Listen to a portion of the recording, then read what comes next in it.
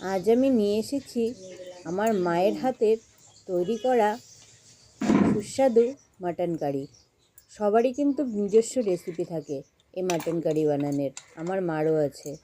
উনি কিন্তু সব মশলা কড়াইতে দেন না, উনি মাংসটিকে ভালো মতো ধুয়েই তার মধ্যে সব মশলা মিশিয়ে সেটার মধ্যেই কিন্তু তেল দিয়ে দেন এবং তারপরে সেটাকে ম্যারিনেট করে 1 ঘন্টার থেকে 1.5 ঘন্টা রেখে দেন, যাতে মশলাগুলো ভালো মতো মাংসের সঙ্গে মিশে যায়।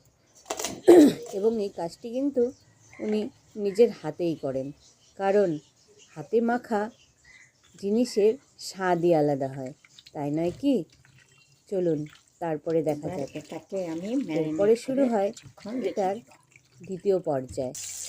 এরপরে কড়াইতে ফোড়ন দিয়ে কিছুটা ভাজা ভাজা হলে ফোড়নটা, তার মধ্যে উনি মাংসটা ছেড়ে দেন এবং ভালো মতো কষতে থাকেন।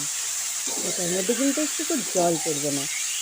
কষতে কষতে কষতে কষতে এই মাংস থেকে অনেকটা জল বেরিয়ে আসছে। এই দেখুন, এই জলটা কিন্তু মাংসের থেকে বেরিয়েছে এবং এই জলটাকে কষাতে কষাতে শুকিয়ে নিতে হবে। যখন শুকিয়ে যাবে এর মধ্যে তারপরে জল দিয়ে কিছুটা আরও সময় ফোটাতে হবে।